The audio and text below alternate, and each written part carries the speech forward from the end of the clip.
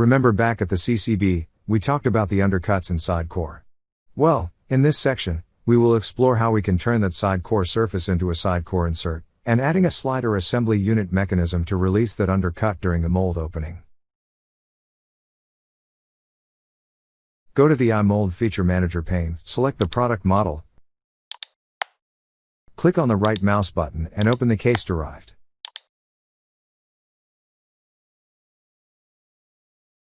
From the Core Cavity Builder, click on Sidecore Creator.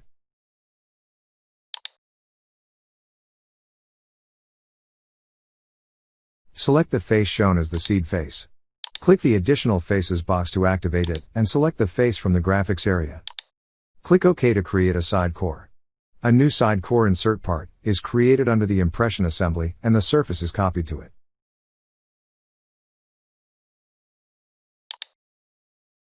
Go to the top assembly.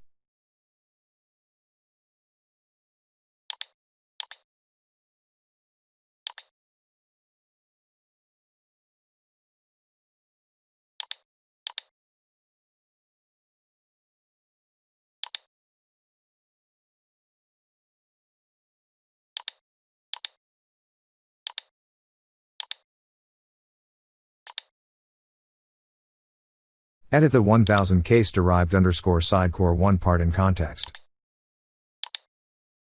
Then, start a sketch on the face of the core insert as shown.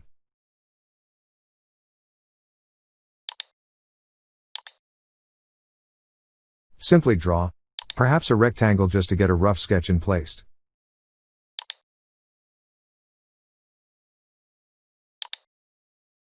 If you open the Sidecore 1 part now, you will be able to see the sketch on the referenced plane. Edit this sketch. We can delete the earlier drawn rectangular reference.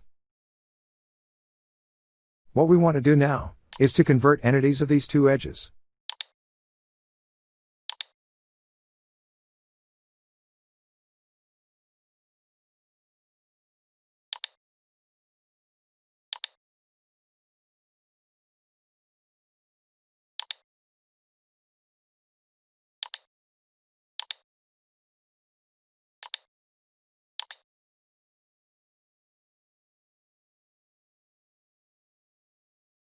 Complete the sketch and dimension as shown.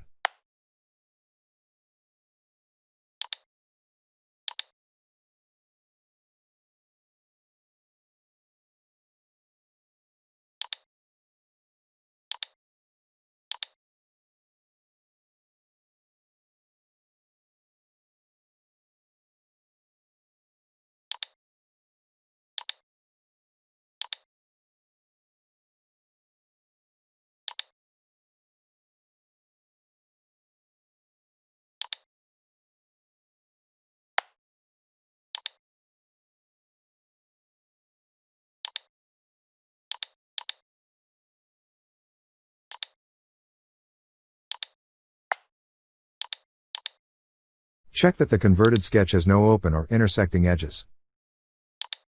Exit the sketch.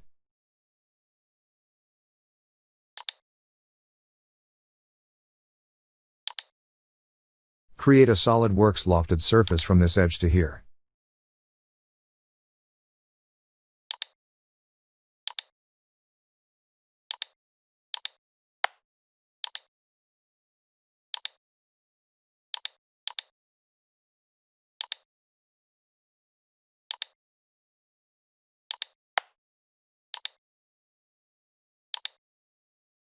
And draw a planar surface for an extension.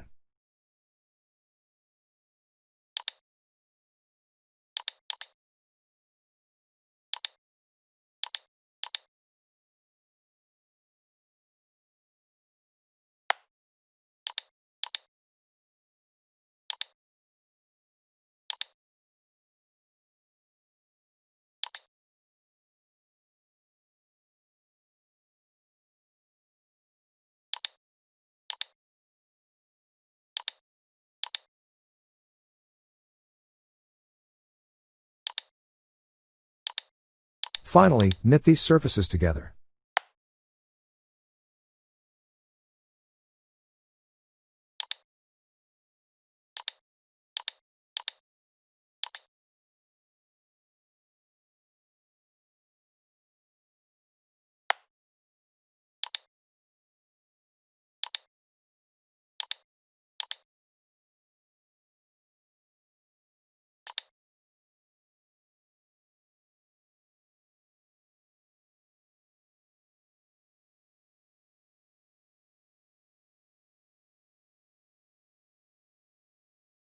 From the sketch, create an extruded boss.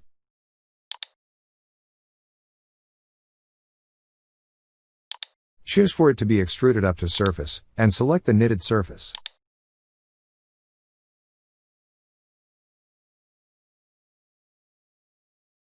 Click OK. Since we no longer need this knitted surface, we can hide it.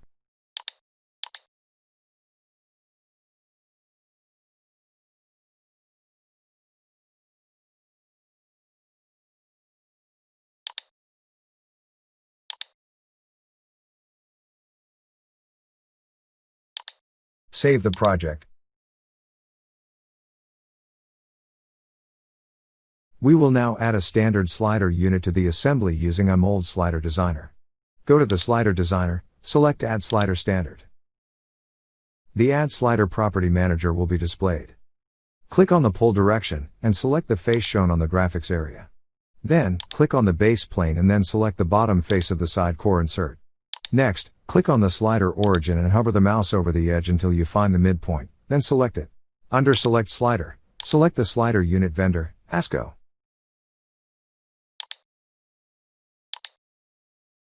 Pick the size dimensions, 20 for H1, 63 for L1 and 63 for B1.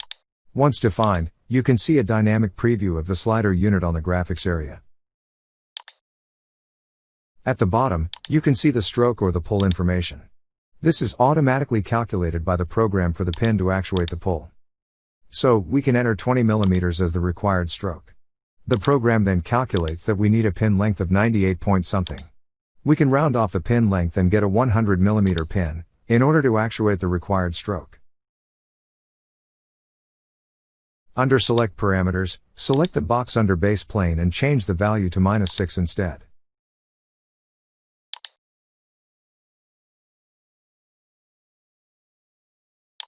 Click OK to add the slider unit into the design.